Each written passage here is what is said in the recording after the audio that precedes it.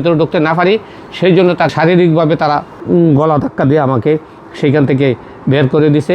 অর্থাৎ আমাকে আইনজীবী সমিতির ভিতরে আমাকে ঢুকতে দেওয়া নাই। জি, আমি মোহাম্মদ মুসলিম খান, এই শরীয়তপুর জেলা আইনজীবী সমিতির একজন সিনিয়র সদস্য। আমি বর্তমান যে 12 তারিখে যে নমিনেশন পেপার সাবমিট হওয়ার জন্য যে দিন ধার্য ছিল এবং 25 তারিখে নির্বাচন হওয়ার কথা, সেক্ষেত্রে আমি একজন আইনজীবী সমিতির সভাপতি পদে প্রার্থী ছিলাম এবং মোটামুটি সেইখানে দেখা গেছে আইনজীবীদের মধ্যে ব্যাপক উদ্দীপনা ছিল যে আমাকে তারা ভোট দেবে এবং তারা চাইছে যে আমার মতো আমি এবারের সভাপতি হই, তাহলে এবারে অনেক উন্নতি হবে। কিন্তু দুর্ভাগ্যবশত আমি এই এনসিপিতে যোগ দেওয়ার আগে আমি এই শরীয়তপুর জেলা আইনজীবী ফোরামের জাতীয়তাবাদী আইনজীবী ফোরামের সভাপতি ছিলাম এবং বিএনপির একজন একনিষ্ঠ কর্মী ছিলাম। বিএনপির বিভিন্ন ধরনের কার্যকলাপের কারণে এই গত নভেম্বর মাসে আমি বিএনপি থেকে পদত্যাগ করে আমি এনসিপিতে যোগদান করি এবং এনসিপির লোকজনের সাথে সেখানে আমি মেলামেশা করি, যার পরিপ্রেক্ষিতে ওদের দৃঢ়মূল বিশ্বাস হয়ে গেছে যে আইনজীবীরা দের মধ্যে যদি আমি এখানে সভাপতি প্রার্থী হই, তাহলে জাতীয়তাবাদী আইনজীবীর মধ্য থেকে যিনি ক্যান্ডিডেট তার মোটেই জনপ্রিয়তা নাই, তার মোটে তাদের অনেক জাতীয়তাবাদী আইনজীবীর ফোরামের অনেক সদস্যই তাকে ভোট দিবে না, এই ব্যাপারে তারা নিশ্চিত হয়ে গেছে। তাই আজকে যখন আমি এবং আমার ওই আরেকজন সহকর্মী অ্যাডভোকেট রুহুল আমিন, সে ছিল সেক্রেটারি ক্যান্ডিডেট, আমাদের দুইজনকেই আমাদেরকে সেখানে নমিনেশন পেপার কিনতে দেয় নাই। সেইখানে উচ্ছৃঙ্খল কিছু দুষ্কৃতিকারী এবং বিএনপির লোকজন সেখানে অবস্থান করে গেটে তারা ওই এই আইনজীবী সমিতির দরজার মধ্যে তারা দাঁড়ায়া এবং কিছু সংখ্যক আইনজীবী অর্থাৎ অর্থাৎ জাতীয় আইনজীবী ফোরাম তথা ওই বিএনপির কিছু আইনজীবী তারা আমাদেরকে সেখানে ভিতরে ঢুকতে দেয় না এবং নমিনেশন পেপার কিনতে দেয় নাই। এমনকি আমি বারবার চেষ্টা করছি যে নির্বাচন কমিশনার শাহাদাত সাহেবের সাথে যোগাযোগ করা, কিন্তু তার নাম্বারে আমি পাই নাই, তাকে যোগাযোগ করতে নাই। বারবার তারা চেষ্টা করছে আমি যাতে ভিতরে ঢুকতে না পারি, নমিনেশন পেপার কিনতে না পারি। সেই ক্ষেত্রে আমি অনবরতভাবে সেখানে গেটেছিলাম।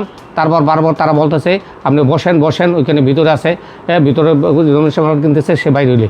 কিন্তু দেখা গেল প্রায় 1 ঘন্টা আর মতো সেখানে দাঁড়িয়ে রইলাম। বারবার আমাকে বের করে দেওয়ার চেষ্টা করতেছে, বারবার তারা চেষ্টা করতেছে, কিন্তু আমি অনবরতভাবে শুনে রইলাম, ভিতরে ঢুকতে না পারি। সেই জন্য তাকে বলতে শারীরিকভাবে তারা গলা ধাক্কা দিয়ে আমাকে সেইখান থেকে বের করে দিছে। অর্থাৎ আমাকে ইয়ার ভিতরে আইনজীবী সমিতির ভিতরে আমাকে ঢুকতে দেওয়া নাই। এই নৃশংস অপমানজনক ঘটনার লোক সেখানে প্রত্যক্ষদর্শী এবং সাংবাদিকরা ছিল, এবং সাংবাদিকরা সেখানে আমার কথাবার্তা নিচে অন্তত 10-15 জন সাংবাদিক ছিল, তারা দেখছে এবং পুলিশ বাহিনীর লোক তারাও তাদের দ্বারা প্রভাবিত হয়েছে, তারাও সেখানে পুলিশ যারা দায়িত্ব ছিল তারাও সেখানে আমাকে মূলত ঢুকতে না দেওয়ার ছলনায় তাকে আমাকে বলতেছে আপনি মুরব্বী মানুষ বসেন ইত্যাদি বলে আমাকে সেই ভিতর যাতে না জানাইতে পারি, দরজা ধাক্কায় বা ভিতর ঢুকতে না পারি সেই ব্যবস্থা তারা করতে চলছে। তো এই ধরনের কার্যকলাপের ফলে আমি আমাদের নমিনেশন পেপার সাবমিট করতে পারি নাই এবং কাজ শেষ পর্যন্ত কিছু সংখ্যক আইনজীবী সদস্য এবং ওই বিএনপির কিছু নেতৃস্থানীয় লোক তারা আমাকে সেখান থেকে সরায় নিয়ে আসছে, যার পরিপ্রেক্ষিতে আমি আর ভিতরে ঢুকতে পারি নাই, আমাকে নমিনেশন পেপার আর কেনার জন্য সুযোগ দেয় নাই। এই ব্যাপারে আমি জোর প্রতিবাদ সেখানে করেছি। সাংবাদিকরা ছিল, তাদেরকেও জানাইছি, তারাও বলছিল আসেন আপনারা যাই। তাদের সাথে আবার সেইখানে গেটে দরজার সামনে গেলে দেখা গেল সেই সময় তারা আমাকে ভিতরে ঢুকতে দেয় না এবং নমিনেশন পেপার কেনার জন্য কোনো সুযোগ দেয় নাই। কাজে এক্ষেত্রে আমি অত্যন্ত ক্ষুব্ধ। একটা গণতান্ত্রিক চর্চা গত 5ই আগস্ট 2024 সালে গণ অভ্যুত্থানের মাধ্যমে যে গণতন্ত্রের আবহাওয়া, গণতন্ত্র পরিবেশ সৃষ্টি হওয়ার যে সুযোগ সৃষ্টি হয়েছিল, তা দেখা গেল এই বর্তমান নব্য স্বৈরাচারী সরকার এবং তার দোসররা তাকে ব্যাহত করেছে বিভিন্ন স্তরে। তারা এদেশে গণতন্ত্র গণমানুষের অধিকার প্রতিষ্ঠিত হোক, মূলত তারা সেটা চায় না এবং তারা সেটা ব্যাহত করতেছে পদে পদে, এবং আগামীতে যে এর ধারাবাহিকতা থাকবে না তা কোনো অবস্থাতে আমরা কল্পনাও করতে পারি না যে তারা এই দেশে গণতন্ত্রটাকে প্রতিষ্ঠিত হতে দেবে, মানুষের ভোটাধিকারকে তারা সংরক্ষিত করবে। কাজেই এই জন্য আমি আমার তীব্র ক্ষোভ এই দেশের জনগণের কাছে তুলে ধরলাম।